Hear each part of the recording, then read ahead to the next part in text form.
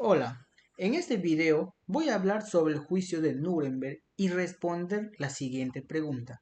¿Se puede juzgar a alguien basándose en un hecho superior como la moral o el derecho natural, cuando sus actos eran legales según el derecho positivo de su época? Bueno, para responder esta pregunta, primero debemos entender qué ocurrió en Nuremberg y por qué este juicio cambió la historia del derecho. Después de la Segunda Guerra Mundial, entre 1945 y 1946, los principales líderes del régimen nazi fueron juzgados por un tribunal militar internacional. Se les acusó de cometer crímenes de guerra, crímenes contra la moral y crímenes contra la paz, debido a las atrocidades realizadas durante la guerra, especialmente el Holocausto, donde millones de personas fueron perseguidas y asesinadas. El gran problema jurídico fue que muchos de los acusados afirmaban que solo estaban cumpliendo las leyes del Estado alemán y obedeciendo órdenes de sus superiores. Entonces surgió una pregunta muy importante, ¿no?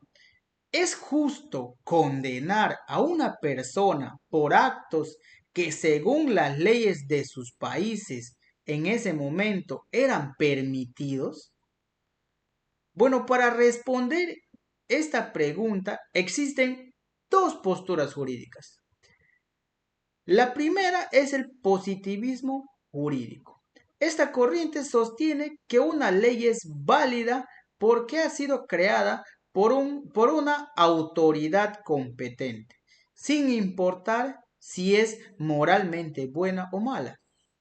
Desde esta perspectiva, los acusados podían argumentar que actuaron conforme al derecho vigente en la Alemania nazi y que castigarlos después violaba el principio de legalidad, el cual establece que nadie puede ser sancionado por el delito que no estaba previsto en la ley cuando ocurrió el hecho.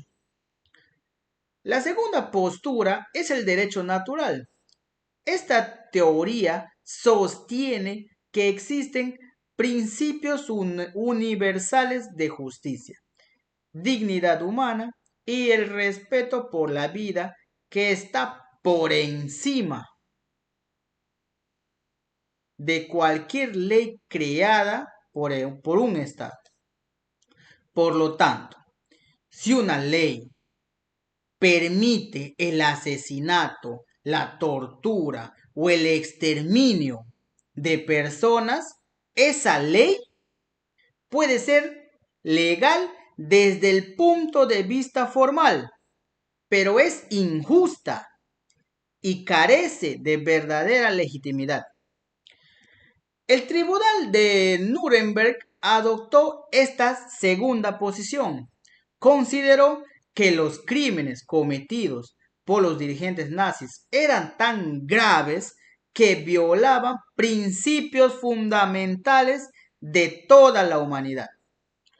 Por esa razón, determinó que el hecho de obedecer órdenes o cumplir leyes no eliminaba la responsabilidad penal de quienes participaron en esos actos. Este juicio tuvo una enorme importancia porque marcó el inicio del derecho penal internacional moderno.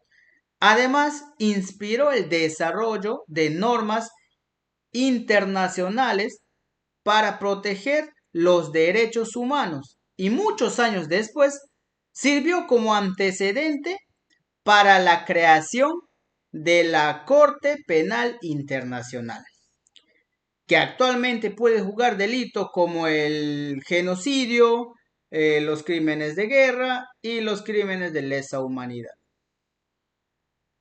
Bueno,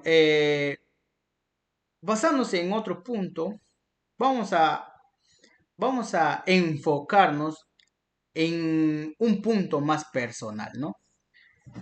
Bueno, en mi opinión, yo sí daría mi opinión. Yo creo que sí es posible juzgar a una persona basándose en un derecho superior, cuando las leyes de un Estado permiten graves violaciones contra la dignidad humana.